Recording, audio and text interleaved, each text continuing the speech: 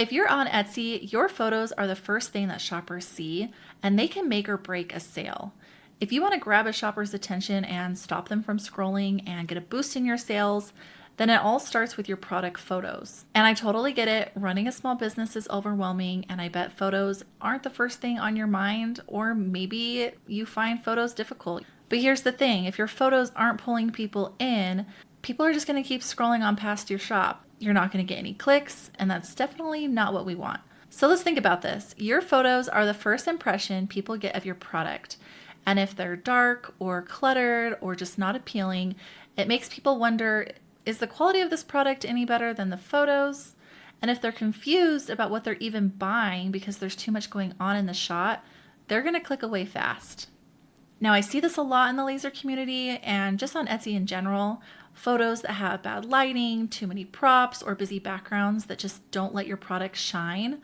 But the good news is it's totally fixable. You just need to know a few tricks. So in this video, I'm going to walk you through some tips and tools that can take your photos to the next level.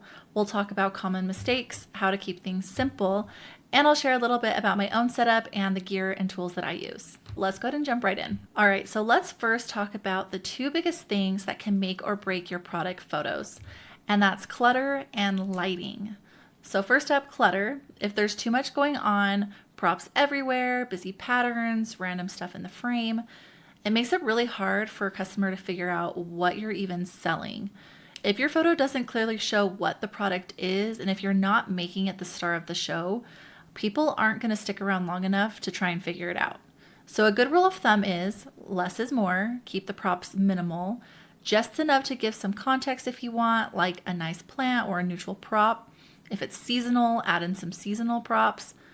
But don't let them compete with your product. The focus should always be on what you're selling. Okay, now let's talk about lighting, which in my opinion is probably the most important part. I could say so much about lighting. Lighting is everything. So even if you're just using your phone, good lighting can make a huge difference. Natural light is a great place to start. It's free, it's soft, and it just makes everything look so much better. So find a big window in your house, set up your area to take photos right next to it, and bam, you've got yourself some great lighting. Now, when it comes to natural lighting, you do want to make sure that you avoid harsh shadows. So try to avoid direct sunlight if you can. And if your lighting coming through the window feels a little too strong, you can try hanging up a thin white curtain or sheet, or even taping up a piece of parchment paper over the window, and you've got yourself an instant diffuser. And if you're working at night or in a dark space, you can grab an inexpensive ring light or a softbox. These are things that are really affordable online, like Amazon, and you can usually buy them in a pack of 2. That's a great alternative, but natural light really is always going to be best. Now, if you do find that you're having a hard time getting good lighting with your natural light next to a window, maybe you are getting some of those harsh shadows. If you want something that's a little bit nicer than parchment paper or a sheet, maybe something that's easier to handle, you can always purchase a diffuser and reflector combo. A reflector is great for creating fill light or lessening shadows. Basically, it redirects light that's already there. Now let's dive into gear and tools, because I know that this can feel a little overwhelming. But don't worry, you don't need to go out and buy a ton of expensive equipment just to take great photos. So first of all, if you're just starting out, your phone is totally fine. Seriously, you don't need to go and buy an expensive camera to take amazing photos. Most phones these days have great cameras, and if you've got good lighting and a clean background, you're already set up for success. But if you are looking to take things up a notch, let me tell you a little bit about my setup. I use the Canon 60, which is a full frame camera. And what's cool about a full frame camera is they give you better image quality, especially in low light. They are great for getting that dreamy, blurry background that you see a lot in professional photos. And if you want to make the upgrade to a more professional camera, but maybe you're on a budget, you can find camera kits for around $500 that come with the camera body and lens and a few other accessories. Typically, these budget-friendly DSLR cameras use a crop sensor, which is smaller than a full frame camera like this one, and they don't let in as much light, but they're still a great budget option. Now, if you do decide to make the jump to one of these nicer DSLR cameras, you're going to want to think about lenses. So I mainly use 2 lenses for my product photography. The first is my 50mm lens. It's also known as the Nifty 50. And this lens is amazing because it's sharp, it's affordable, and it closely mimics the human's eye field of view, meaning that the distance you see in reality is similar to the distance that you'll see through the camera with this lens on. The second lens that I use is my 100mm micro lens. This one is perfect for super detailed shots like close-ups of engravings or textures on a product. It's not something you need right away, but if you're selling smaller or intricate items, it's definitely worth considering. Now let's not forget about tripods. A tripod is a great tool to have on hand, especially if you want to keep your shots consistent. It keeps your camera steady so you don't end up with blurry photos, and it can speed up your photo taking process. Okay, now it's time to move on to the fun stuff, which is backgrounds and props. Now, this is one of those areas where I think people overthink things, but I promise keeping it simple is usually the way to go, especially when you're just getting started. So if you're feeling stuck, start with a white background. White is clean, it's bright, it helps your products stand out. It also reflects light, which can make your products look more polished and professional without a lot of extra effort. Seriously, white backgrounds are like the secret weapon of product photography. You don't need anything fancy either. You can go grab a piece of white foam board from the Dollar Tree or any craft store and then use that as your backdrop. It's cheap, it's easy to set up, and it works like a charm. And if you want to avoid harsh shadows, you can grab a second foam board and use it as a reflector. You'll have your main foam board with all of your items on top to do your flat lay, and then you can just prop up that second one on the side opposite of your light source, and it will act as a reflector and help soften those harsh shadows.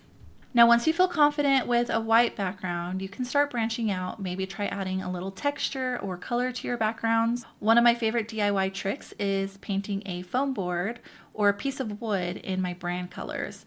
You can find everything and anything that you need at the hardware store for super cheap, and it's fun to experiment. Another tip is to think about your props carefully. Less is more here too, just like with clutter. So a little bit of greenery, a nice fabric, or a textured surface can add interest without stealing the spotlight. But always ask yourself, does this help highlight the product or is it just distracting? Now that we've covered the essentials, lighting, gear, and backdrops, let's pull it all together with some practical tips to help you take your photos to the next level. These are the little things that can make a big difference. So my first tip is to shoot from multiple angles. Don't just snap one photo and call it a day. Try and get a variety of shots. You can try straight on, from above, at a slight angle, maybe even close up of some details. This will give your customers a full picture of what they're buying. Plus, Etsy gives you 10 photo slots per listing. So the more angles and shots you get, the easier it'll be to fill up those 10 spots, which Etsy loves. My second tip is to fill the frame. So make your product the star of the photo. Avoid leaving too much empty space around it. Zoom in or crop your photos if you need to, but you really want your product to grab attention and not get lost in the shot.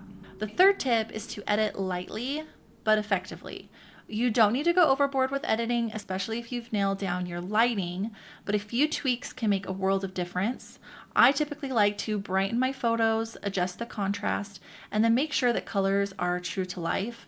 There are plenty of free and affordable apps out there like Snapseed. I use Lightroom. They make editing super simple, and you can even do it on your phone. And my fourth tip is to practice, practice, practice. Look, nobody starts out perfect. That's totally okay. It's taken me several years to get to the level that I'm at with my product photos. But the more that you practice, the better you'll get at knowing your lighting, your angles, and your setup. Don't be afraid to play around and try new things. It's really all part of the process, and that's totally fine. Now, at the end of the day, product photography is one of the most important things that you can do to make your product and your shop stand out. And the good news is it doesn't have to be complicated or expensive. A little effort can go a long way. And as you build your confidence, you can keep leveling up. One thing that I would highly recommend doing as part of this practice process is to take a look at different Etsy shops and get some inspiration on the type of photography style that you like. Do you like the white backgrounds? Do you like photos that are light and bright and airy? Do you like some that are a little more moody? Do you like some that have bright colors in them? Go take a look at Etsy, go to Pinterest, get an idea of what type of product photography you like, and then try to replicate that in your own style.